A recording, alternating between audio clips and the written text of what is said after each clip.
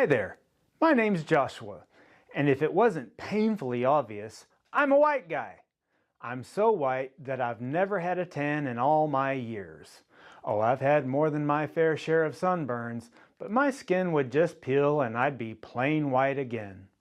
In the words of that poet, philosopher, and master of parody, Weird Al Yankovic, I'm whiter than sour cream.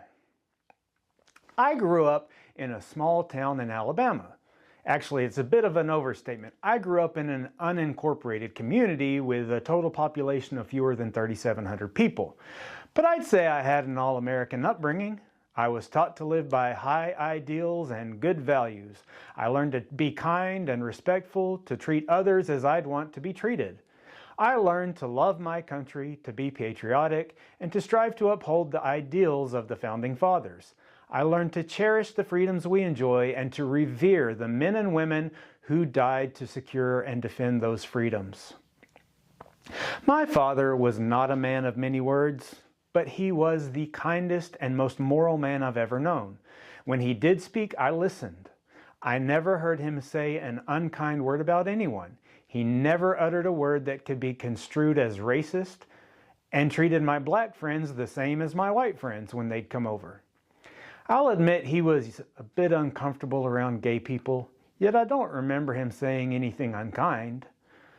I couldn't count on all my fingers and toes the times Dad made us stop watching something or change the channel when he heard a single cuss word, or if there was a scene that was just a little racy or violent.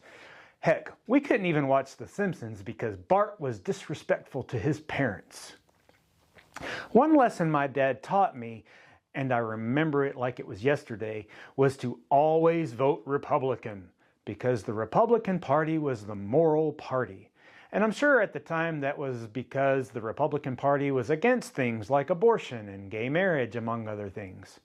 For a long time, I followed my dad's teaching. Heck, I even voted for Bush both times. Now, I can't say whether or not my dad would vote for Donald Trump. He might very well keep holding up the party line, but I have a hard time believing that my sainted father would be okay with a man like Trump being president of the United States. My father treated our mother with the utmost respect and honor and was completely faithful to her until the day he died. Trump cheated on all his wives, all three of them, and has said the most horrific, despicable, vile things to and about women, including his own daughter. My father was completely honest in all his dealings. Every word out of Trump's mouth is a lie, and he made a living by cheating people out of the money he owed them for the work they did for him. My father was a family man. He fostered a loving home and took pride in having his family together. Trump separated children from their parents at our southern border as a punitive measure, and all these years later, some have still not and may never be reunited. My dad thought the word crap was vile and would not tolerate that word being uttered by any of his 6 children.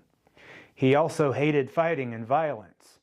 Trump routinely uses swear words in public discourse as he stokes fear and calls for violence against black people, Latinos, immigrants, women, the LGBTQ+ community, and liberals, not to mention all the childish names he calls his political enemies.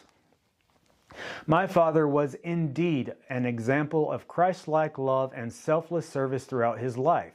Trump's life has been the antithesis of everything Christ taught, and he has only lived to serve and benefit himself, everyone else, even his children, be damned.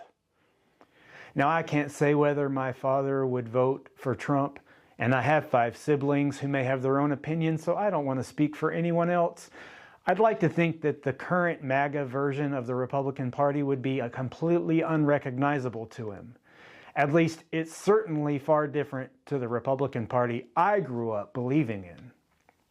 What I can say is that because of my witness of the life and example of my father, and because of the patriotism and the high ideals and values he taught me, and those that I learned in my small town, Alabama upbringing, I will be voting for Kamala Harris and Tim Walz, who have demonstrated kindness and compassion for people of all types and backgrounds, concern for those less fortunate and the marginalized, respect for women, a demonstrated desire to serve and to work for the betterment of others, and a refreshing sense of authenticity and honesty that is so rarely found in politicians these days.